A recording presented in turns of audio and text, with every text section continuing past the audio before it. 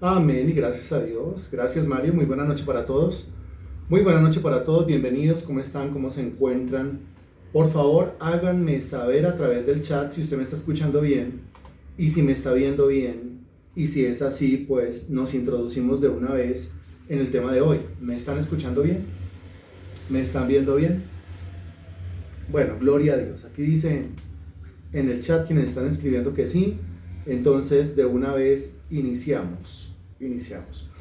Estamos nosotros haciendo una serie de paralelos escatológicos entre las primeras 7 parábolas de Mateo capítulo 13, que contienen la perspectiva escatológica del reino de los cielos, y Apocalipsis capítulo 2 y capítulo 3, que contienen la perspectiva escatológica desde el punto de vista de la iglesia. Esto ya lo hemos dicho, así que no lo vamos a repetir mucho hoy. Hace 8 días nosotros iniciamos este paralelo. Comparamos Mateo capítulo 13, versículos del 1 al 23, en donde usted encuentra 3 temas. El primer tema que encuentra usted ahí es pues la parábola del sembrador. Después el propósito de las parábolas. Y en tercer lugar se da la explicación de la parábola del sembrador. No solamente analizamos el texto, sino que después nos fuimos hasta Apocalipsis capítulo 2, versículos del 1 al 7, en donde vimos la historia, el contexto de lo que el Señor le dice a la iglesia de Éfeso. Y nos dimos cuenta que, de una manera impresionante, escatológicamente hablando, concuerda la parábola del sembrador con la historia, lo vivido o la experiencia por la iglesia de Éfeso. Es necesario recordar en este momento que existen 3 diferentes formas de interpretar cada uno de los 7 mensajes contenidos en Apocalipsis 2 y 3. Le repito, existen 3 maneras diferentes de interpretar cada uno de los 7 mensajes contenidos en Apocalipsis 2 y 3. Lo que se conoce como el mensaje a las 7 iglesias, o lo que se conoce como las 7 iglesias de Apocalipsis, que son Éfeso, Esmirna, Pérgamo, Teatira, Sardis, Filadelfia y Laodicea. Esas 3 maneras de interpretar, lo vimos hace 8 días, son primero, la manera o la forma literal de interpretación, es decir, las 7 iglesias realmente existieron hace 2000 años aproximadamente y era un mensaje que el Señor estaba dirigiendo a través de Juan a cada una de esas iglesias que, repito, existieron hace 2000 años aproximadamente. Esa es la manera literal. Tenemos un problema con la manera literal, porque si nos quedamos solamente en la literalidad de la interpretación, pues lo que usted encuentra en Apocalipsis 2 y 3 era un mensaje dirigido a gente que vivió hace 2000 años aproximadamente. Pero al ser un mensaje dirigido a gente que vivió hace 2000 años aproximadamente, lo convierte en un mensaje que no tiene que ver conmigo, un mensaje que no tiene que ver con nosotros. ¿Por qué? Porque es un mensaje literal, aplicado a gente literal, en un contexto literal, en una época literal. Bueno, y así podemos seguir utilizando la palabra literal. Espero me estén entendiendo.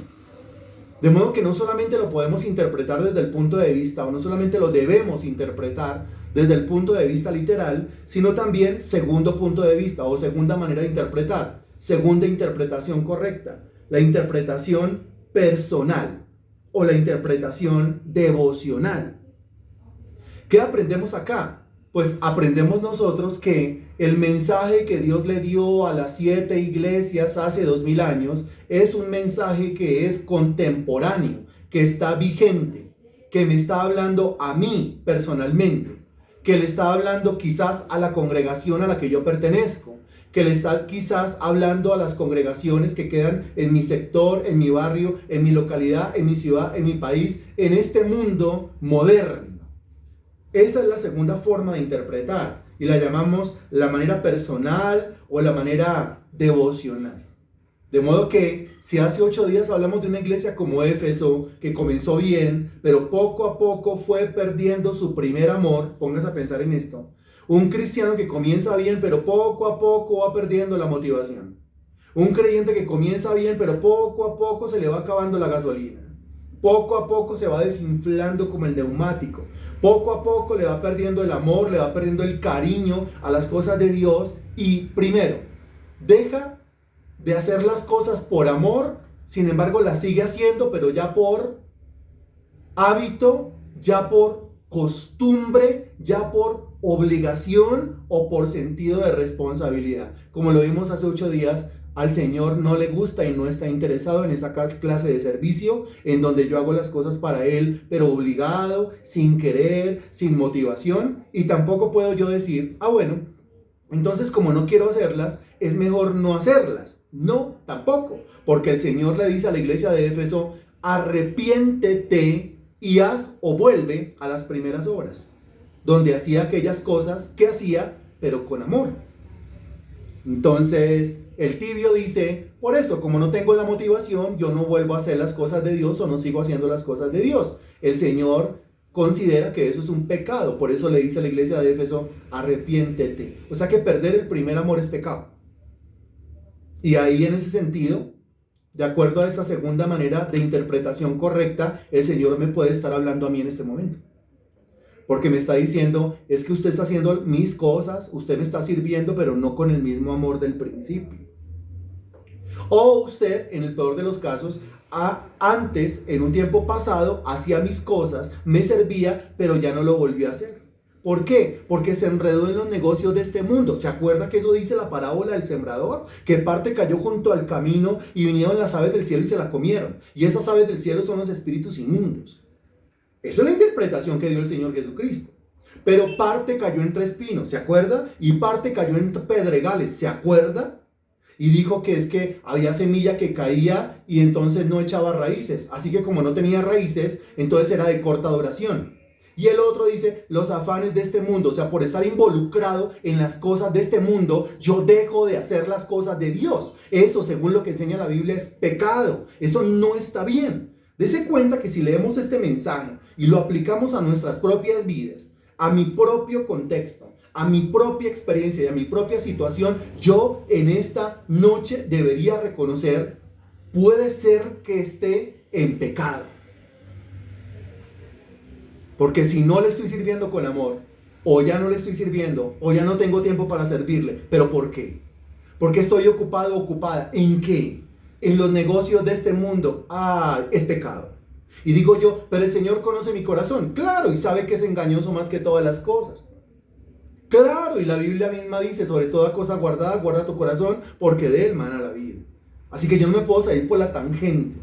Yo no puedo intentar evadir lo que el Señor me está diciendo a mí a través de ese mensaje. Esa es la segunda forma de interpretación. Pero la tercera, que es la manera escatológica, entendemos cada uno de estos mensajes como cada uno de los 7 periodos que conforman la dispensación en cuestión llamada el presente siglo malo. Quiere decir, el presente siglo malo se subdivide a su vez en 7 partes pequeñas para poderlas estudiar. Y la primera parte, escatológicamente hablando, se llama Éfeso, o sea, la iglesia que comenzó bien, pero perdió el primer amor y que ya dijimos que iba desde Pentecostés hasta la muerte o el asesinato de Juan el Apóstol, es decir, el año 100 después de Cristo. Ahora hoy tenemos que hacer lo mismo, pero con la segunda iglesia, que es Esmirna. Lo primero que vamos a hacer es ubicarnos en Mateo capítulo 13. Busque la segunda parábola y regáleme el nombre de la segunda parábola, por favor. ¿Cómo se llama la segunda parábola? Regáleme el nombre, por favor, ahí a través del chat. Muchas gracias. ¿Cómo se llama la segunda parábola de Mateo capítulo 13? El nombre de la segunda parábola en Mateo capítulo 13.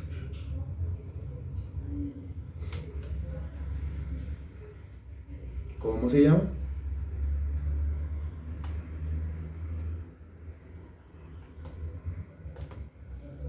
La segunda parábola se llama así, es la parábola del trigo y la cizaña.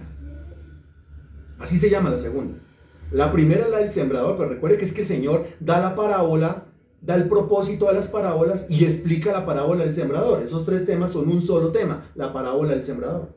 Ahora entramos al segundo, la segunda parábola, el trigo y la cizaña. Y como estamos trazando paralelos, pues de una vez decimos que lo que usted encuentra aquí, contenido en la parábola llamada el trigo y la cizaña, tiene que ver en su equivalencia con lo que el Señor va a decir allá en Apocalipsis capítulo 2, en el contexto de la iglesia de Esmirna, que es la segunda en el consecutivo. Versículo 24, Mateo capítulo 13, dice: les refirió otra parábola diciendo, el reino de los cielos. Note que las parábolas contienen la perspectiva del reino de los cielos en cuanto a escatología. O sea, todo lo que usted encuentra en Mateo capítulo 13 es escatológico. Realmente está hablando es del desarrollo de la dispensación. Está hablando es del porvenir o de los eventos futuros. Es escatológico. Pero la escatología es de la perspectiva del reino. Esto ya lo habíamos visto. Acuérdese que la Sagrada Escritura dice en cada una de las parábolas, por ejemplo el versículo 11, Mateo capítulo 13, versículo 11, él respondiendo les dijo: porque a vosotros os es dado saber los misterios del reino de los cielos, mas a ellos no les es dado. Cada parábola tiene que ver con una explicación acerca del reino de los cielos. Nota el versículo 19, cuando alguno oye la palabra del reino y no la entiende, la parábola de ¿qué? Del reino. Y recuerde, aclaramos nuevamente que la iglesia no es el reino y el reino no es la iglesia. La iglesia no es el reino y el reino no es la iglesia. La iglesia es una dispensación que está dentro del reino y la iglesia es el vehículo o el instrumento para anunciar el reino. Pero la iglesia no es el reino.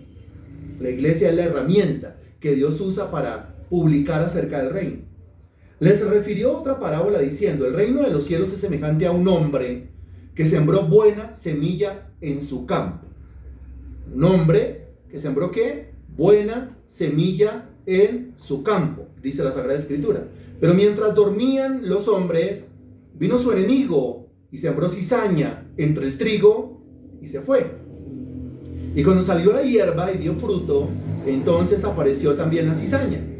Vinieron entonces los siervos del padre de familia y le dijeron: Señor, ¿no sembraste buena semilla en tu campo? ¿De dónde pues tienes cizaña? Él les dijo: un enemigo ha hecho esto. Y los siervos le dijeron: ¿quiénes? Pues que vayamos, ¿quieres pues que vayamos y la arranquemos? Él les dijo: no sea que al arrancar la cizaña arranquéis también con ella el trigo. Dejad crecer juntamente lo uno y lo otro hasta la siega, y al tiempo de la siega yo diré a los segadores: recoged primero la cizaña y atadla en manojos para quemarla, pero recoged el trigo en mi granero. Pues como se puede dar cuenta, esto es escatológico por donde usted lo mire, ¿no? Está hablando en el versículo 24 de un hombre que sembró buena semilla en su campo. En esto se parece esta parábola a la parábola anterior. Porque el mismo Señor dijo en el versículo 3, he aquí el sembrador salió a sembrar. ¿Qué fue lo que sembró? Pues sembró la semilla. El mismo Señor explicó la parábola del sembrador. A partir del versículo 18 dice: oíd pues vosotros la parábola del sembrador. Cuando alguno oye la palabra del reino y no la entiende, viene el malo y arrebata lo que fue sembrado en su corazón. ¿Cuál es la semilla? La semilla es, versículo 19, la palabra del reino. Esa es la semilla. Esa es la buena semilla. Retornamos al versículo 24. El reino de los cielos es semejante a un hombre que sembró buena semilla en su campo. Esa es una iglesia que siembra buena semilla. O sea, es una iglesia que siembra lo correcto, la palabra, el evangelio, la doctrina, la teología, la siembra. Ahora, ¿dónde la siembra? Note que la siembra en su campo. ¿Qué indica eso? ¿Dónde tengo que sembrar yo? En mi campo. ¿Dónde tiene que sembrar usted? En su campo. ¿Cómo así su campo? Pues allá donde usted se encuentra. Allá donde el Señor le asignó. Allá, comenzando por Jerusalén, después toda Judea, después Samaria, después hasta el último de la tierra. ¿Cuál es su campo? Pues su campo es primeramente su casa, pero no se puede quedar solamente en su casa. Y no puede ser que la disculpa para no ir más allá sea que los de su casa no se han convertido. No puede esperar a que los de su casa se conviertan para ir a llevar el testimonio a sus vecinos. Hay que irle llevando a la casa, pero también hay que irle llevando a los vecinos. Hay que llevarle a todo el vecindario, a todo el barrio, porque esto es expansivo. Recuerde lo que dice el Proverbio capítulo 4, versículo 18. mas la senda del justo es como la luz de la aurora, que va en aumento hasta que el día es perfecto. El Señor quiere avance, quiere que progresemos, el Señor no quiere que nos estanquemos. Un hombre que sembró buena semilla en su campo, muy bien, pero algo pasó. Versículo 25, mientras dormían los hombres. ¿Qué fue lo que ocurrió en el contexto de la iglesia de Éfeso? Se durmieron. ¿Y cuándo se durmieron? Se durmieron cuando el primer amor se comenzó a apagar. La Sagrada Escritura es clara cuando dice que el amor de muchos se enfriará a causa de la maldad de los hombres. Cuando comienzan a pasar cosas malas, y es que van a comenzar a pasar cosas malas, usted siembra la semilla y vienen las aves del cielo y picotean. O sea, ahí de entrada ya hay una lucha espiritual. Usted y yo no tenemos lucha contra sangre y carne, sino contra el mismo diablo. Y el diablo se va a oponer siempre y en todos los casos a que usted y yo llevemos la palabra de Dios. El tema es que nosotros a veces andamos como dormidos. Versículo 25. ¿Andamos dormidos en qué sentido? En el sentido de que se nos olvida que sembrar la palabra de Dios en este campo o predicar la palabra de Dios en este mundo es una guerra abierta, es una lucha espiritual declarada. Usted y yo estamos predicando, estamos trabajando para Dios en un mundo que la Biblia llama el reino de las tinieblas. Usted y yo estamos sirviéndole a Dios en un reino que es el reino de las tinieblas, comandado o liderado por el Dios de este siglo, por el príncipe de la potestad del aire. Usted y yo no estamos en casa. Esta no es nuestra casa. Este no es nuestro lugar. Este es nuestro lugar de trabajo. Esta tierra es nuestro lugar de servicio. Ninguno puede decir que en esta tierra se siente como en casa, porque esta no es su casa. Esta es la casa del mundano, del impío. El mundano, el impío se siente como en casa. Con todo lo que pasa en esta tierra, con toda la depravación que ocurre en este planeta, el mundano, el impío se siente como en casa. Recuerde usted que su ciudadanía no es de aquí. Usted no es de aquí. Usted tiene una nueva identidad por ser nueva criatura en Cristo Jesús. Todo lo suyo fue hecho nuevo, incluyendo su identidad. Al ser nueva criatura, tiene una nueva identidad, incluyendo sus papeles. Su ciudadanía está ¿en dónde? Dice la Sagrada Escritura. Ahí dice, su ciudadanía está en los cielos. Si su ciudadanía está en los cielos, eso quiere decir que su casa está en otro lado. Su casa está en los cielos, su casa no está aquí. Ahora, si mi casa no es esta, ¿yo qué hago aquí? Ya lo había dicho, pero necesito que usted caiga en cuenta. Así que responda. Si esta no es su casa, ¿yo por qué no me voy para mi casa? Si esta no es su casa, entonces ¿yo qué hago aquí? Si esta no es su casa, entonces Dios, ¿para qué lo tiene aquí? Pues ¿para qué será? Responda, por favor.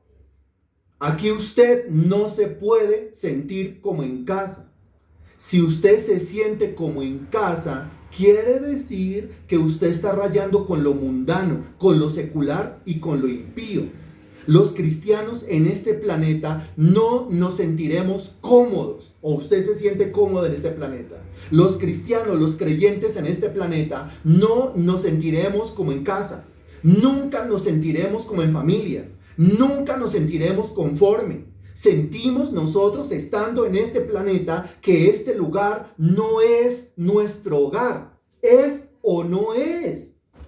Si hay alguno que se sienta cómodo acá, repito, está rayando con lo secular, está rayando con lo mundano y está rayando con lo impío. La Biblia dice que el mundo ama lo suyo, pero el mundo aborrece lo que no es suyo. Si el mundo nos aborrece, buen indicativo. Quiere decir que nosotros no somos de acá. Entonces, ¿yo para qué estoy aquí en esta tierra? Pues yo estoy en esta tierra es para trabajar. Estoy en esta tierra es para servir. Esta tierra no es mi casa, es un lugar de trabajo. Aquí estoy haciendo un turno. Estoy haciendo un turno. ¿Cuánto va a demorar el turno? Pues el turno dura hasta que me muera, o el turno dura hasta que el Señor Jesucristo venga por su iglesia en el arrebatamiento. ¿Quién lo está entendiendo? En esta tierra yo estoy para servirle a Jesucristo. En esta tierra yo no estoy para involucrarme en los negocios de este mundo. Yo me tengo que sacudir lo secular, me tengo que sacudir lo mundano y me tengo que sacudir porque es estrategia del diablo. ¿Se acuerda que lo dijimos hace 8 días? Los negocios o los afanes de este mundo. Entonces me enredan los negocios o los afanes de este mundo y yo me convierto en un ser completamente infructífero, ineficaz, ineficiente, inepto para las cosas del reino de los cielos. Entendiendo que lo que yo debo hacer en esta tierra, mientras que se desarrolla esta dispensación llamada el presente siglo malo, es anunciar el evangelio, y no lo hago, ahí es cuando el Señor llama a algunos siervos inútiles, porque conociendo lo que tienen que hacer, pues no lo hacen. Está muy enredadito haciendo como que, ¿sí? Y ahí es donde aparece el concepto del cristiano carnal, el cristiano mundano, el cristiano que se secularizó. El mundo ama lo suyo y el mundo enreda estratégicamente, y eso es estrategia demoníaca. El mundo enreda a los cristianos para que se ahoguen y se asfixien en los afanes de este mundo. La Biblia dice que por esas cosas usted y yo no tenemos que afanarnos. Esas son las cosas que le preocupan a los gentiles, ¿se acuerda? Esas son las cosas que le preocupan a los paganos, ¿se acuerda? Ese corre-corre le pertenece a los gentiles, a los paganos, a los impíos, no a los cristianos. Los cristianos debemos primeramente estar involucrados en los negocios de nuestro Padre Celestial. A Cristo le dijeron, ¿por qué te perdiste? ¿Por qué no apareciste? Y el Señor Jesucristo responde, ¿por qué me buscabais? ¿No sabéis que en los negocios de mi Padre me es necesario estar? Y estar primeramente, como dice Mateo capítulo 6 versículo 33. Mas buscad primeramente el reino de Dios y su justicia, y lo demás vendrá por añadidura. Pero si yo estoy enredadito en los negocios de este mundo y alguno me quiere llamar la atención y antes yo me pongo bravo, es el momento de recapacitar. Porque puede ser que me esté pasando lo que le pasó a Éfeso, o puede ser que me esté pasando lo que aquí se describe en la parábola del trigo y la cizaña. ¿Cuándo el enemigo sembró cizaña? Cuando los hombres se durmieron. Cuando uno se duerme espiritualmente, el enemigo viene y sembró cizaña entre el trigo y mire, se fue. Solamente siembra cizaña y se va. Ahora, siembra cizaña. ¿Cuál es la semilla? Pues la semilla es la palabra de Dios. Y entonces, ¿cuál es la cizaña? Pues la cizaña viene siendo la contradicción a la palabra de Dios, la negación a la palabra de Dios. ¿Qué le pongo un ejemplo? La Biblia dice que a Dios lo tenemos que buscar de primeritas. Si yo estoy dejando a Dios o las cosas de Dios en segundo o tercer lugar, yo estoy en pecado. Eso, llamémoslo por su nombre, por favor. No es que estoy ocupado, es que estoy pecando. Porque si no le estoy dando a Dios la prioridad, yo me dormí. Y si me dormí, vienen las aves del cielo y picotean. O si me dormí, viene el enemigo y siembra cizaña. Entonces mi cabeza está llena de cizaña, el corazón está lleno de cizaña, la iglesia está llena de cizaña. Ahora también esa semilla, pues es el cristiano, y la cizaña es el no cristiano. Ahora, que el no cristiano esté fuera de la iglesia, pues tiene que estar fuera de la iglesia. Pero cuando el diablo viene y siembra no cristianos dentro de la congregación, como ocurrió en la iglesia Hechos de los Apóstoles, acuérdese de Ananías y Zafira, no cristianos, no creyentes, no discípulos. La Biblia nunca los llama creyentes, nunca los llama cristianos y nunca los llama discípulos.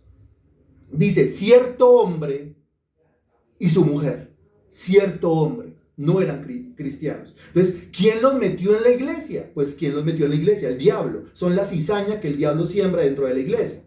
¿Cuándo? Cuando la iglesia se duerme. Versículo 26. Y cuando salió la hierba y dio fruto, qué impresionante, que el mundano da primero fruto que el cristiano. El mundano es más fructífero que el creyente.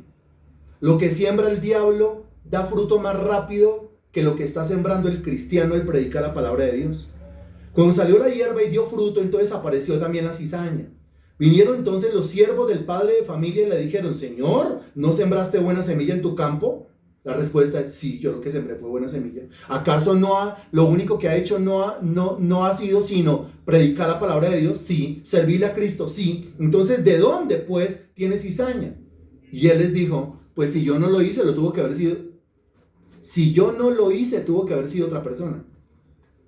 Y como lo que se sembró fue cizaña, pues entonces no lo sembró un amigo, lo sembró un enemigo. Él les dijo, un enemigo ha hecho esto. Y los siervos le dijeron, ¿quieres pues que vayamos y la arranquemos? Les dijo, no sea que al arrancar la cizaña arranquéis también con ella el trigo.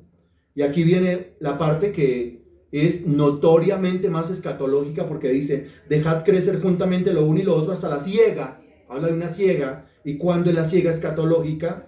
Y al tiempo de la siega yo diré a los segadores, recoged primero la cizaña y atadla en manojos para quemarla, pero recoger el trigo en mi granero. Salga por favor de la parábola del trigo y la cizaña y vaya a Apocalipsis capítulo 2 a partir del versículo 8.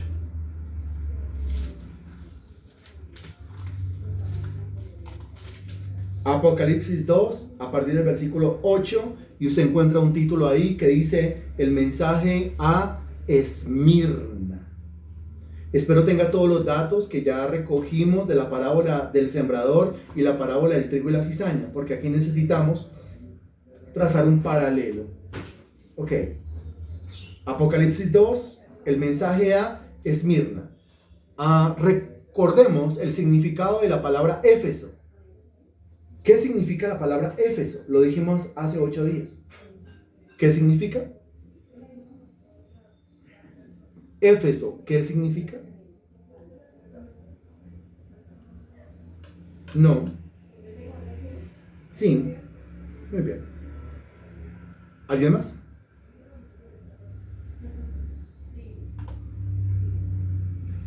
¿Amor qué? Amor ardiente o amor ferviente. Eso. Amor ardiente. Eso significa la palabra Éfeso. ¿Se acuerdan que dijimos que al mismo tiempo íbamos nosotros a revisar, según la Sagrada Escritura, cuál sería la manera correcta, propicia de estar preparado para el arrebatamiento de la iglesia? ¿Quién se iría en el arrebatamiento seguro y quién no se iría en el arrebatamiento? La primera característica o el primer elemento es el amor, pero no cualquier clase de amor, un amor ferviente, un amor que hace que coloquemos a Dios en primer lugar. Quiere decir que ese que se hace llamar cristiano, pero tiene a Dios de últimas en su vida. O sea, si queda tiempo, porque es que no tengo tiempo, porque estoy muy... Pero ¿qué es lo que está haciendo usted? Involucrado en las cosas de este mundo. Pues ese es un cristiano dudoso. Ese es un creyente dudoso. Aquí claramente le está hablando a un individuo que está en pecado porque ha dejado su primer amor, porque el amor se le enfrió y porque nada que vuelve a las primeras obras. Y de pronto no vuelve a las primeras obras porque se escuda diciendo que es que mire lo que pasa a su alrededor, que es que ya lo hizo y mire cómo le pagaron, que es que ya lo hizo y mire cómo lo trataron, que es que la gente es completamente desagradecida, y tiene toda la razón, la gente es desagradecida. Pero es que aquí no estamos hablando de un amor ferviente por la gente, ni siquiera estamos hablando de eso. Estamos hablando de una cosa mucho más grande. Estamos hablando de un amor ferviente por Dios. Yo le pregunto a usted, ¿cuándo fue la última vez que Dios se portó con usted como la gente se porta con usted? Responda eso, por favor. ¿Cuándo fue la última vez que Dios se portó con usted como la gente se porta con usted? ¿Cuándo fue la última vez? ¿Cuándo fue la última vez que Dios fue desleal con usted como la gente ha sido desleal con usted? ¿Cuándo fue la última vez que Dios se portó como traicionero con usted como la gente se ha portado como traicionera con usted? ¿Cuándo fue la última vez que el Señor lo dejó tirado como la gente a usted lo ha dejado tirado? ¿Cuándo fue la última vez que el Señor lo dejó solo como la gente lo ha dejado solo? ¿Cuándo fue la última vez? ¿Cuándo fue la última vez que el Señor se portó como un completo desagradecido con usted? Así como la gente se ha portado como unos desagradecidos con usted. ¿Cuándo? Excelente respuesta. Nunca. Y si nunca nuestro Señor se ha portado así con nosotros, entonces nosotros, ¿cómo nos tenemos que portar o comportar con Él? Responda, por favor. Si usted dice, mire, Dios nunca me ha dejado solo, nunca ha sido desleal, nunca me ha traicionado, nunca me ha dejado botado, nunca ha sido desagradecido, entonces ¿yo cómo debo ser con Él? ¿Y cómo debo ser con la tarea que Él me encomendó? ¿Y cuál es la tarea que Él me encomendó? Vaya y haga obra. Vaya y predique. Este pueblo he creado para mí, mis alabanzas publicará. Que es que la gente es desagradecida, pero yo no lo hago por la gente. Y si no lo hago por la gente, entonces ¿por qué lo hago? Lo hago es por Dios. El amor a Dios tiene que ser superior al amor a la gente. El temor de Dios tiene que ser superior a lo que yo pienso de la gente para yo poder continuar haciendo esta tarea. De lo contrario, no lo voy a seguir haciendo. Miren lo que dice, dedicar mi vida a su servicio. Claro, si es que Él entregó su vida por mí, lo mínimo que yo puedo hacer es entregar mi vida por Él en servicio. Que la gente que mira a ver cómo le responde a Dios. Pero yo tengo que seguir haciendo la tarea. Eso es lo que tiene que entender la iglesia de Éfeso y eso es lo que tiene que entender el cristiano que se comporta como un efesio. Que tiene un potencial impresionante pero quedó estancado. Tiene un potencial impresionante pero se quedó quieto. Está lleno de argumentos, está lleno de pecados, lleno de mundo, lleno de lo secular. ¿Por qué? Porque el amor se le apagó. ¿Pero por qué se le apagó? ¿Por qué se le enfrió? Porque se puso a mirar a la gente. Nosotros somos completos desagradecidos. Deje de mirar a la gente. No mira a las personas. Levante su mirada. ¿Se acuerda del Salmo 121? ¿Qué es lo que tiene que hacer la persona? Alzaré mis ojos a los montes. Deje mirar a su alrededor. Deje mirar. ¿Qué es que fulano? ¿Qué es que fulano? ¿Qué es que fulano? ¿Qué es que fulana? ¿Y qué es que fulano? ¿Y qué es que fulana? No. No me hable de fulano, no me hable de fulana. Eso no tiene la mayor importancia. Ni la mayor ni la menor importancia. Hablemos de Dios.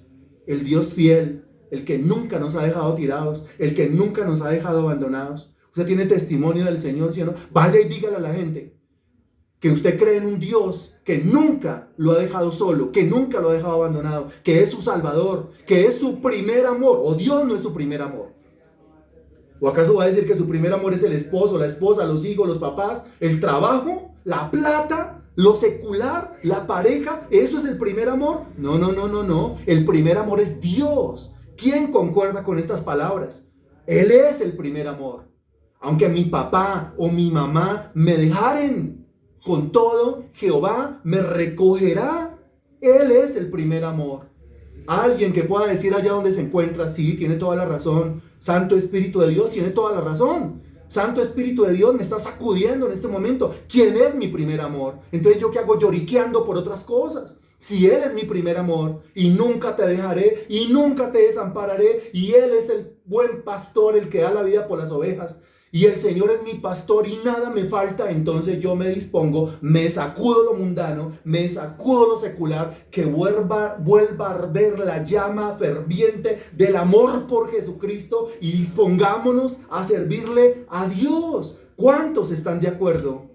Pero por supuesto, alrededor de nosotros personas que no sirven sino para fregar, criticar, cuestionar, juzgar. Ellos no se pueden meter en nuestros zapatos. Viven es para escarnecer, pero nuestro Dios vive para levantarnos, para restaurarnos, reestructurarnos, darnos aliento, jalarnos las orejas, exhortarnos, azotarnos, pero para que sigamos adelante.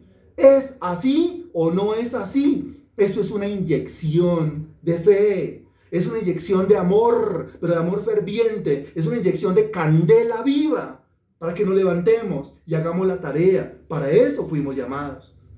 Muy bien. Éfeso significa amor ardiente, amor ferviente. Ese que ama a Dios con todo su corazón, alma, mente y fuerzas, ese se va en el arrebatamiento. Ese se va en el arrebatamiento. El tibio, no. El que dejó apagar el amor, no, ese no se va. El frío, no, tampoco. ¿Se acuerdan lo que el Señor hace con el tibio? Lo vomita de su boca. Vomitó. El Señor quiere trabajar ¿con quién? Con el cristiano que está avivado, con el que es candela pura, candela viva. ¿Qué hace mirándome a mí? Yo me esfuerzo por tener buen testimonio, pero si usted me mira a mí se va a decepcionar completamente, porque se va a encontrar con un tipo, un ser humano normal, común y corriente, ordinario. Deje mirarme a mí. Y yo le prometo, voy a dejar de mirarlo a usted. Porque si yo lo miro a usted también me encontraré con lo mismo, una persona completamente normal, completamente ordinaria. Entre nosotros no hay nada que escoger, somos lo que somos por la gracia de Jesucristo, ¿es o no es? Separados de Cristo nada podemos hacer, pero todo lo podemos en Cristo, que Él nos fortalece. Entonces yo no lo miro a usted, yo miro es a Cristo en usted.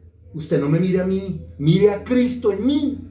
Y cuando me ve a mí pelando el cobre, ore por mí, le ruego.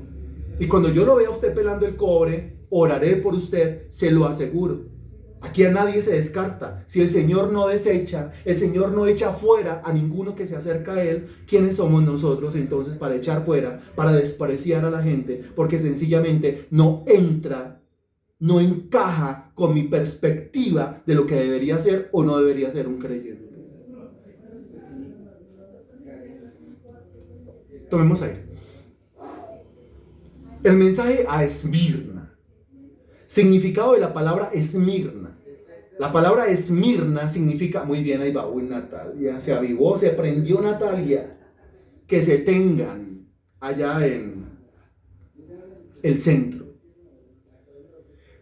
Significado de la palabra Esmirna significa amargura. Ahora, ¿cuándo viene la amargura? Después de que la iglesia, Éfeso, ¿cuándo viene la amargura? La amargura viene después de que la iglesia, Éfeso, ¿qué pasó en Éfeso? Responda, por favor. A ver si estamos hablando. Excelente, muy bien. Excelente. Pero solamente Natalia, ¿y el resto qué? ¿Está todavía pensándolo? No creo. ¿Está procesando como los celulares? No creo. Excelente. Muy bien. ¿Cuándo viene la amargura? Dese cuenta el consecutivo. Dese cuenta la cronología y dese cuenta la escatología.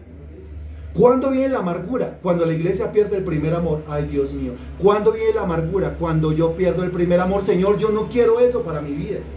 Yo no quiero amargura en mi vida. No, yo no quiero amargura en mi vida. Entonces, ¿qué debe hacer? No dejar que su primer amor se apague, que su primer amor se pierda. Y si ya se apagó, arrepiéntase y vuelva a las primeras obras. Arrepiéntase, tírese al suelo y dígale, Señor, aviva la llama del amor por ti en mí. Porque yo no quiero que a mi vida venga amargura. Note el orden de los factores. Y escribe al ángel de la iglesia en Esmirna, el primero y el postrero, el que estuvo muerto y vivió. ¿Y de qué está hablando aquí? De muerte. Muerte, la amargura de la muerte, la amargura del problema, la amargura de la situación difícil, la amargura de la muerte de cosas, muerte de proyectos, ¿cómo le parece? Muerte de negocios, ¿cómo le parece? Muerte de relaciones, ay, no me diga. La muerte de matrimonios, ay, la muerte de situaciones, relaciones entre los padres y los hijos, y así sucesivamente. Aquí está hablando de muerte. El que estuvo muerto y vivió dice esto, versículo 9. Yo conozco tus obras y tu tribulación, amargura, y tu pobreza, amargura. Dese cuenta, tribulación. Dese cuenta, pobreza, y dentro del paréntesis dice, pero tú eres rico. La palabra amargura, se desprende del término mirra. La mirra fue una de las tres cosas que le hicieron llegar los sabios de Oriente al niño Jesús, cuando tenía un aproximado de 2 años y estaba viviendo en Jerusalén en días del rey Herodes el Grande. 2 años. Los magos no llegaron a un pesebre. Los magos no llegaron a un pesebre, los magos llegaron a una casa. ¿Sí? Los pastores llegaron cuando el niño acababa de nacer. Los magos llegaron cuando el niño tenía aproximadamente unos 2 años. Si quieres saber más, péguese en diciembre porque vamos a hablar de esto desde el 16 hasta el 24 para dejar claro el tema de la Navidad, pero desde el punto de vista de la Sagrada Escritura, no desde el punto de vista de la religión. De la palabra mirra o de esa sustancia mirra, que es una sustancia muy aromática, pero al mismo tiempo es una sustancia muy amarga. O sea, aromática excelente. Aromática huele rico, aromática huele delicioso, pero si usted la va a probar, sus papilas gustativas la repelen porque es sumamente amargo. Es lo que ocurre con un perfume, por ejemplo. ¿A qué huele? Deliciosísimo. ¿A qué sabe? Horrible. No es que el perfume no es para tomárselo, el perfume es para disfrutarlo, pero no con la boca, no con la lengua, no con las papilas gustativas, sino con la nariz, con el olfato. Lo mismo pasa con esto. Con la mirra se hacen perfumes. Se disfrutan con la nariz, no se pueden disfrutar con la lengua. De la palabra mirra y de la sustancia que se extrae de la mirra aparece la palabra esmirna, que significa amargura. Amargura cuando la prueba.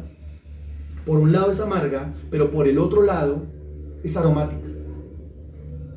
Ahora, si usted comienza a revisar el versículo 9, aparece la palabra tribulación y aparece la palabra pobreza. Y usted dirá, la tribulación es amarga y la pobreza también es amarga. ¿Cómo puede ser la tribulación aromática o tener un aroma agradable? ¿Cómo puede ser la pobreza aromática o tener un aroma agradable? Por lo que está escrito dentro del paréntesis. ¿Y qué está escrito dentro del paréntesis? Dice, pero tú eres rico. ¿Cómo así? ¿Es pobre o es rico? Note que ahí dice, conozco tus obras, tu tribulación, a continuación. Y tu pobreza, conozco tu pobreza, paréntesis, pero tú eres rico. ¿Es pobre en qué? ¿Y es rico en qué? Responda, por favor. ¿Es pobre en cuanto a qué? ¿Y es rico en cuanto a qué? Y ahí, después de que usted responda, llegamos a una gran conclusión. Pero primero responda, por favor.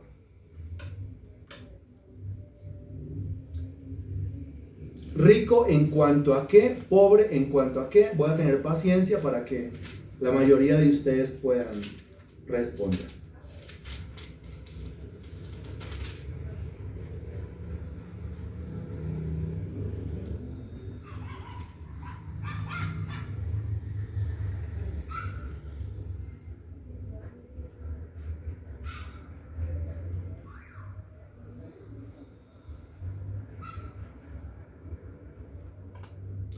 A ver, yo leo.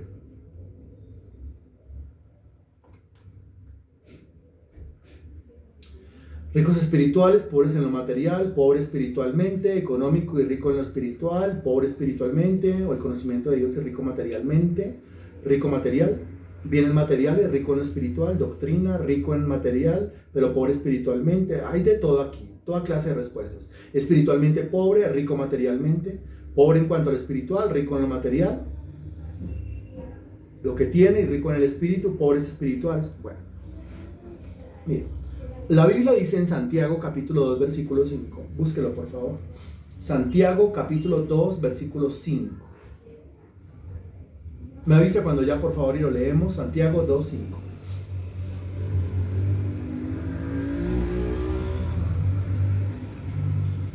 Usted me avisa y lo comenzamos a leer. Listo, gracias. Dice, hermanos míos, amados, oíd, ¿no ha elegido Dios a los pobres de este mundo para que sean ricos en fe y herederos del reino que ha prometido a los que le aman? Aquí se habla de una pobreza y dice a los pobres de este mundo. Dice que Dios los ha escogido para que sean ricos en fe, ricos en cuanto a la fe. Volvemos nosotros aquí al tema de la iglesia de Esmirna. Regrese entonces a Apocalipsis capítulo 2, versículo 9. Yo conozco tus obras y tu tribulación, estar en tribulación, y tu pobreza, o sea que esa tribulación tenía que ver con qué ámbito. La tribulación o el problema que estaba enfrentando la iglesia tenía que ver con qué esfera, con qué aspecto de su vida. ¿Con cuál? Si esa tribulación, si es una tribulación con lo material. Si es una tribulación que tiene que ver con lo material, pues ¿cómo quedaron ellos? Pobres. ¿Pobres en qué sentido? Pobres materialmente hablando. Pobres financieramente hablando. Pobres en cuanto al dinero. Pobres en cuanto a la situación laboral. Pobres en cuanto a la situación económica. Eso. En cuanto a eso son pobres. Dentro del paréntesis dice, pero tú eres rico. Tú eres rico. O sea que algo pasó en medio de la tribulación. ¿Qué pasó en medio de la tribulación? ¿Qué pasó en medio del dolor? ¿Qué pasó en medio del problema? Esta gente comenzó a progresar, pero ¿a progresar en qué sentido? Esta gente comenzó a prosperar, pero ¿a prosperar en qué sentido? Esta gente comenzó a fortalecerse, muy bien Mario, a fortalecerse, pero ¿a fortalecerse en qué sentido? Esta gente comenzó a madurar, pero ¿a madurar en qué sentido? Y esa fue la manera como Dios hizo que la iglesia volviera a su primer amor. O sea, si usted no vuelve al primer amor, a las buenas, cuando Dios le dice, versículo 5, por tanto, recuerda de dónde has caído y arrepiéntete y haz las primeras obras. Si no vuelve al primer amor, a las buenas, Después de que Dios le dijo, arrepiéntase, vuelva a hacerlo, recapacite, tome decisiones, sea firme con el Señor, póngalo en primer lugar. Si no lo hace a las buenas, entonces el Señor al que ama disciplina. ¿Está en la Biblia o no está en la Biblia? Azota a todo aquel que recibe por hijo. ¿Está en la Biblia o no está en la Biblia o me lo estoy inventando? Que el Señor al que ama disciplina. Si me ama y he perdido mi primer amor y no quiero volver al primer amor, va a tener que disciplinarme. Si me ama y he perdido mi primer amor y no quiero volver al primer amor, va a tener que azotarme. O sea, va a tener que permitir en mi vida una tribulación que toque esa área de mi vida que yo no quiero que me toquen. Como lo diría nuestro amado hermano en Cristo, Mario Poveda, no me toquen ese vals porque me matan. Es ahí donde el Señor sabe que permite que me toquen esa área y ahí es donde verdaderamente a mí me va a doler. A esta iglesia, Esmirna, el Señor permitió que le tocaran su área laboral, que le tocaran su área económica. Y se empobreció económicamente hablando. Pero al empobrecerse económicamente hablando, usted recuerda lo que dice Romanos. Eso es muy reciente. Si usted está pegado a las clases, Romanos capítulo 5, versículo 3. Y no solo esto, sino que también nos gloriamos en las tribulaciones, sabiendo que la tribulación produce paciencia. Si está pegado a las clases, se va a acordar de esto. Cuando usted entre a la tribulación, lo que tiene que llevarse, con lo que tiene que entrar a la tribulación, la herramienta que debe usar en medio de la tribulación, no puede entrar a la tribulación sin esto, es que responda por favor, según el versículo 3. No, corchaos, bien, ¿qué es lo que tiene que entrar? ¿Qué es lo que tiene que introducir? ¿Qué es lo que tiene que introducir? Lo que tiene que introducir es, ahí dice claramente, mire, algunos se corcharon ese día y se volvieron a corchar aquí. Lo que tiene que entrar, muy bien, porque dice, nos gloriamos en las tribulaciones sabiendo. ¿Qué es lo que debo entrar a la tribulación? El saber, el conocimiento, la palabra de Dios. Eso, la doctrina, el evangelio. Si a mí me coge la tribulación y yo no tengo palabra, si me viene la tribulación encima y yo no tengo doctrina, es como el hombre que edificó su casa sobre la arena. Se le va a caer la casa encima. Yo entro a la tribulación con conocimiento y al entrar a la tribulación con conocimiento, recuerde que ahí es cuando la tribulación produce paciencia y produce un montón de cosas. En este caso, a la iglesia de Esmirna le produjo riqueza. ¿Riqueza de qué carácter? De carácter espiritual. Riqueza exactamente en cuanto a qué. Santiago 2:5. Riqueza en cuanto a la fe, porque Dios escogió a los pobres de este mundo para que fuesen ricos en cuanto a la fe. Dios quiere que seamos ricos en cuanto a la fe. El problema es que nosotros no todo el tiempo estamos ocupados en hacer crecer la fe. No todo el tiempo estamos nosotros ocupados en las cosas del Espíritu. No todo el tiempo ponemos a Dios de primeras. No todo el tiempo amamos a Dios con todo el corazón, alma, mente y fuerzas. Muchas veces este pueblo de labios me honra, pero su corazón está lejos de mí, como lo dice la Sagrada Escritura. Y el nombre de Dios resulta blasfemado entre los gentiles por causa de nosotros. Y el Señor sabe que el progreso real en mi vida no es el progreso de mis bolsillos. El progreso real en mi vida no es el progreso de la cuenta Bancolombia o de vivienda. El progreso real en mi vida no es el progreso de Daviplata o de Nequi. El progreso real de mi vida no es el material. El progreso real de mi vida es el progreso espiritual. Por eso dice, amado, yo deseo que tú seas prosperado en todas las cosas, sí, y que tengas salud, sí, pero así como prospera tu alma. La prosperidad del alma, la prosperidad de adentro, la prosperidad interna. ¿De qué sirve tener todo el oro de este mundo como el rico ese insensato? Vinieron esa noche a pedirle su alma y no se había encargado de su alma. Y es cuando la Biblia dice, ¿de qué le sirve al hombre ganar el mundo entero si pierde su propia alma? Es un insensato completo.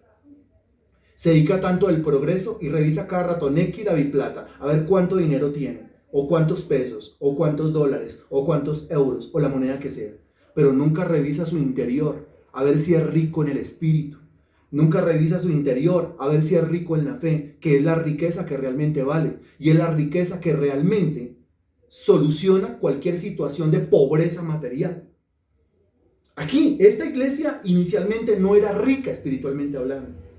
Esta iglesia no era inicialmente rica hablando en términos de fe, pero se volvió rica en cuanto a la fe cuando fue sometida a la prueba, cuando fue sometida a la tribulación, cuando fue sometida a la pobreza. Ahí se arrodilló. Qué triste, pero recapacitemos. Muchas veces al Señor le toca permitir en su voluntad permisiva la tribulación en nuestras vidas, los problemas en nuestras vidas, para que nos arrodillemos. Lo cual quiere decir que en nuestro sano juicio, como dirían las señoras, lo cual quiere decir que cuando estamos bien, como que nos arrodillamos poquito. Cuando progresamos materialmente, como que dejamos de buscarlo. Cuando el dinero comienza a fluir y la caja registradora comienza a sonar, como que me voy olvidando de mi Señor. Entonces, como la idea es que crezcamos en fe, espiritualmente, ahí viene el apretón, que puede ser un apretón familiar, puede ser un apretón con el esposo, con la esposa, con los hijos, con los papás, o laboralmente hablando, o económicamente hablando, o en su salud. Y es cuando nos enfermamos, cuando más buscamos, cuando más clamamos, cuando más, ay, ay, ay, Señor, por favor. Porque cuando no me duele ni una muela, difícilmente levantamos nuestra mirada al cielo. Y si no levantamos nuestra mirada al cielo, no nos enriquecemos espiritualmente. Esta iglesia era rica en cuanto a la fe. ¿Qué tuvo que hacer el Señor? Permitir la tribulación. ¿Qué les tocó? Lo que más le dolía a Esmirna, que probablemente lo que más nos duele a nosotros, el área laboral o económica. ¿Acaso el bolsillo no duele? ¿Acaso la chequera no duele? ¿Acaso que se toquen las cuentas, que queden blanqueaditas en ceros? ¿Acaso eso no duele? ¿Acaso no tener para la provisión diaria, acaso no duele? ¿Acaso no tener para el recibo más barato que puede ser el recibo del gas, acaso eso no duele? Duele. Señor, ¿pero por qué? Porque quiero que sea rico en cuanto a la fe. ¿Y eso cómo se hace? Eso se hace cuando se postra, cuando se arrodilla, cuando reconoce que el Señor es su pronto auxilio en medio de las tribulaciones. Ahí es cuando deja de depender del resto y depende únicamente del que le puede proveer.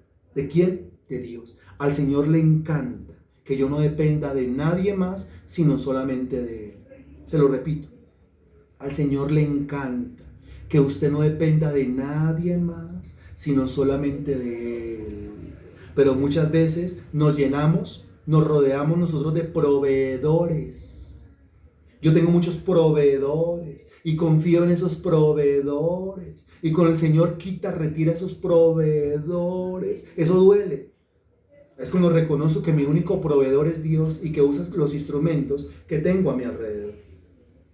Yo conozco tus obras y tu tribulación y tu pobreza, pero tú eres rico. Y la blasfemia de los que se dicen ser judíos y no lo son, sino sinagoga de Satanás. Acuérdese de la parábola del trigo y la cizaña. Se sembró buena semilla, que pueden ser los hijos del reino, pero también se sembró cizaña, que pueden ser los hijos del diablo, los hijos del mal. Aquí dice que no solamente se congregaban allí los cristianos de Esmirna en tribulación, pero ricos en fe, sino que al mismo tiempo habían unos que se hacían llamar judíos y no lo eran, sino que eran una completa sinagoga de Satanás. O sea, en esa iglesia habían dos siembras. El Señor estaba sembrando la buena semilla y el diablo estaba sembrando la cizaña. La buena semilla son los atribulados estos, pero al fin y al cabo ricos en cuanto a la fe. Y la cizaña eran los que se hacían llamar judíos, pero no lo eran, sino que estaban convirtiendo la iglesia en una completa sinagoga de Satanás. ¿Cuándo la iglesia se me convirtió en una sinagoga de Satanás? Cuando me dormí, según lo que enseña la parábola del trigo y la cizaña. ¿Se acuerda que por eso fue que el enemigo sembró la cizaña? Porque los hombres se durmieron. Aquí cuando la iglesia se duerme, pues se nos mete el mismo diablo y hace hasta para vender. Aquí cuando yo como cristiano me duermo, pues se me mete el diablo y hace en mi vida hasta para vender. Versículo 10. No temas en nada lo que vas a padecer. Ay, Dios mío. Mire, Esmirna, amargura, Versículo 8, estuve muerto, amargura. Versículo 9, tribulación y pobreza, amargura. Versículo 9, la blasfemia de los que se dicen ser judíos y no lo son, amargura. ¿Qué es blasfemia? Hablar mal. O sea que mire, los de Esmirna tenían que enfrentar no solamente su tribulación, su pobreza, sino que también tenían que enfrentar la habladuría de los que se decían ser judíos y no lo eran. Ellos se la pasaban blasfemando, hablando mal de Dios, hablando mal de Cristo, hablando mal del Espíritu, hablando mal del Evangelio, hablando mal de la iglesia, hablando mal de los procesos, hablando mal de todo lo que oliera a Dios. Esta iglesia tenía que aguantar eso. ¿Eso qué representa? Representa mirra. Esto representa amargura. Versículo 10, no temas en nada lo que vas a padecer. Más. Porque la tribulación produce cosas buenas. Porque la tribulación es amarga, lo estábamos diciendo como la mirra, pero es aromática. Produce cosas buenas. ¿Cuáles son las cosas buenas? Lo que está dentro del paréntesis. Produce fe, produce riqueza espiritual. Los problemas producen riqueza espiritual. Si usted lo coge por donde tiene que cogerlo, lo agarra por donde tiene que agarrarlo, lo entiende como tiene que entenderlo, usted sale de una tribulación más grande. Usted sale de la tribulación más maduro.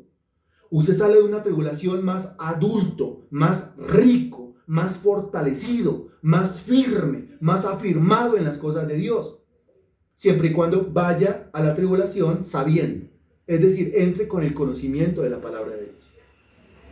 No temas en nada lo que vas a padecer. He aquí el diablo echará a algunos de vosotros en la cárcel. ¡Cárcel! Suficiente amargura con la tribulación y con la pobreza. Y ahora cárcel, sí. ¿Y quiénes fueron los que provocaron la cárcel? Los que se hacen llamar judíos y no lo son. O sea, los que blasfeman, los que hablan mal, inventa chismes, inventa cuentos. Esta gente va a ir a la cárcel por los chismes de los mencionados en el versículo 9. He aquí el diablo echará a algunos de vosotros en la cárcel para que seáis, ¿qué? Mira esa palabra tan espectacular. Para que seáis, ¿qué? Probados. Según la Sagrada Escritura, ¿qué es lo que se le prueba a un cristiano? Solamente una cosa se le prueba a un cristiano. Tanto en el Antiguo Testamento, cuando dice que Dios probó a Abraham, como en el Nuevo Testamento, cuando Pedro dice que el Señor prueba que la fe, que es más preciosa que el mismo oro. Ahora, ¿de dónde sacó fe? Pues de la tribulación, versículo 9. Ahora, la fe que tiene, hay que probarla, versículo 10. Por eso es necesario someterlo a una tribulación un poco más intensa, a un poco más de presión. Para que seáis probados y tendréis tribulación por 10 días, sé fiel, mira lo que dice, hasta la muerte, y yo te daré la corona de la vida. Tribulación, la pobreza, versículo 9. Tribulación, la cárcel, versículo 10. Pero a algunos de ellos les iba a costar la vida misma. O sea, a algunos de ellos los iban a matar. Note esta tribulación progresiva. Primera fase de la tribulación, pobreza material. Segunda fase de la tribulación, la blasfemia. Gente que estaba hablando mal de ellos. ¿Hasta cuál se aguanta usted? ¿Qué dice? Tercera fase de la tribulación, la cárcel. Y cuarta fase de la tribulación, la muerte. Aquí el tema es que esta, literalmente, hablando dispensacionalmente, escatológicamente, fue una iglesia que dio la vida por Jesucristo. ¿Por qué? Porque Esmirna representa escatológicamente, dentro de la dispensación llamada el presente siglo malo, representa esa iglesia que fue perseguida sucesivamente una y otra vez por los emperadores, desde el que mató a Pablo. ¿Y cómo se llama el emperador que mandó a matar a Pablo y que mandó a matar a Pedro? Responda ahí, por favor. ¿Cómo se llama ese emperador que tiene nombre de perro? ¿Cómo se llama? Nerón. Muy bien. Desde Nerón hasta que se acabaron las tribulaciones. Y esas tribulaciones, persecuciones y esa muerte se acaba cuando llega al poder otro emperador. ¿Cuál emperador? Porque las persecuciones comenzaron con Nerón y se acabaron también con otro emperador. ¿Cuál emperador? ¿Cómo se llamó? Apareció allá sobre los años 300. O sea que la época de Esmirna va desde el año 100, es decir, la muerte de Juan el Apóstol, es decir, el reinado de Nerón, hasta que se acabaron las tribulaciones, cuando un emperador que supuestamente se había convertido a Cristo llega al poder. Digo supuestamente porque fue una completa mentira. ¿Cómo se llamó ese emperador? Responda, por favor, porque este es tema viejo entre nosotros. Este es cuento viejo entre nosotros. ¿Cómo se llamó? No.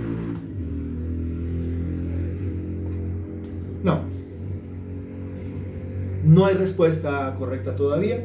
Espero que usted responda de manera correcta. Esto es pura historia. ¿A quién le gusta la historia? Pues esto es pura historia. Y desde el año 100 hasta el año 300, es decir, 200 años, fue pura tribulación, pura blasfemia, pura persecución a la iglesia. Fue pura muerte, encarcelamiento, tortura, martirio. Esa es la época que se conoce como Esmirna. La época en la cual escatológicamente a la iglesia le tocó sufrir la misma muerte. Se lo voy explicando, pero usted tiene que responder. No puede ser que tenemos varios hermanos aquí conectados y ninguno responda bien. Eso es pura historia. Exacto, Mario. Fue Constantino. Constantino era un mundano, un impío que falseó, que simuló, que de manera hipócrita mintió y se la dio de cristiano, pero realmente nunca fue cristiano. Ese será el tema que nosotros tenemos que estudiar dentro de 8 días. Estamos hablando del señor Constantino y estamos diciendo, desde Nerón, año 100, bueno, desde antes estaba reinando Nerón, porque Juan fue el último de los apóstoles asesinado. Y Nerón mandó a matar a Pedro y Nerón mandó a matar a Pablo. Según la historia, a Pablo lo mandó a matar decapitado y a Pedro lo mandó a matar crucificado boca abajo. Y eso lo hizo Nerón. Y ahí arrancan todas las tribulaciones. Usted se acuerda que la historia dice que Nerón prendió en llamas a Roma, mientras que él tocaba su instrumento musical favorito, y después de eso le echó la culpa a los cristianos, el sinvergüenza. Entonces mandó a perseguir a los cristianos, los mandaba a despellejar. ¿Qué es despellejar? Quitarles la piel, y quitarles la piel vivos, los mandaba a despellejar vivos, después los mataba, pero primero póngalos a sufrir, quítale la piel, y con la piel el hombre se mandaba a fabricar lámparas, o sea, el alumbrado público, y se jactaba, miren lo que hago yo con los cristianos. Eso es de Nerón. Y si usted examina la historia, aquí dice 10 días, pero históricamente desde el año 100 hasta el año 300 fueron 10 diferentes oleadas de tribulación, de persecución, de martirio, de muerte que tuvieron que experimentar los cristianos. Y estamos hablando de unos cristianos que, miren, enfrentaron la pobreza durante 200 años. Estamos hablando de unos cristianos que, miren, enfrentaron la blasfemia, el escarnio, el vituperio, el falso testimonio durante 200 años. Y estamos hablando de unos cristianos que, mire, enfrentaron la cárcel durante 200 años. Y estamos hablando de unos cristianos que, mire, enfrentaron la tortura, el martirio, el dolor y la muerte durante 200 años en 10 diferentes oleadas de tribulación, desde Nerón hasta Constantino. Eso ocurre cuando la iglesia pierde su primer amor. Y eso ocurre cuando viene la amargura, y eso ocurre cuando nos dormimos y en nuestra vida se siembra la cizaña, y en nuestra congregación se siembra la cizaña, y en la obra que hago para Dios se siembra la cizaña. Entonces, cerrando y concluyendo, la época de Éfeso va desde el día de Pentecostés hasta la muerte de Juan, caracterizada por una iglesia que perdió su primer amor. Siguiente. La época de Esmirna va desde el año 100 hasta el año 300, desde Nerón hasta Constantino, Y representa 10 diferentes oleadas de tribulación en donde la iglesia realmente experimentó lo que era la amargura. Amargo vivirlo, pero era aromático, porque estaban ricos en la fe, porque no negaron la fe, porque sostuvieron y mantuvieron la fe, y porque a ellos les tocó dar su vida por la fe, dar su vida por predicar el evangelio, dar su vida por predicar el reino de los cielos. No como los cristianos de ahora, enclenques. Cualquier problemita lo sacó corriendo. Cualquier problemita, yo no puedo ir. Cualquier problemita, yo no puedo asistir. Cualquier problemita, no cuente ya conmigo. Dese cuenta lo bueno de la tribulación, sin ser masoquista. La tribulación produce cosas buenas. Bendito Señor, te damos infinitas gracias por tu palabra predicada hoy, Señor, por hacernos caer en cuenta, mi Dios. ¿Qué necesito yo, mi Dios, para prepararme para el arrebatamiento? Necesito que mi corazón arda en fuego por ti, que mi corazón se avive, que el amor por ti sea ferviente. Avívalo, Señor, en esta noche. ¿Qué necesito yo, Señor? Necesito ser rico en fe. En primer lugar, necesito amor, mucho amor ferviente por ti. Y en segundo lugar, necesito ser rico en fe, mucha, Señor Dios, mucha certeza, mucha convicción. ¿Por quién vienes tú en el arrebatamiento? Vienes por una iglesia que arda en amor por ti. Vienes por una iglesia que arda en fe por ti también, Señor. Un cristiano lleno de amor por ti y un cristiano lleno de fe en ti. Por esa clase de cristianos tú vienes. Y esas son la clase de personas que se van contigo en el arrebatamiento. Esas son la clase de personas que son arrebatadas cuando tú vengas, Señor, cuando te acerques hasta las nubes. Los que arden en amor por ti se van, los que arden en fe por ti se van, y yo quiero estar dentro de ese grupo de personas, dentro de ese selecto grupo de personas que por más que ocurrieron cosas a nuestro alrededor, nunca perdimos el primer amor. Si yo estoy enredado en las cosas de este mundo, Señor, desenrédame. Si yo ya no tengo tiempo, mi Señor, porque me enredé entre cardos y espinos, desenrédame, Señor.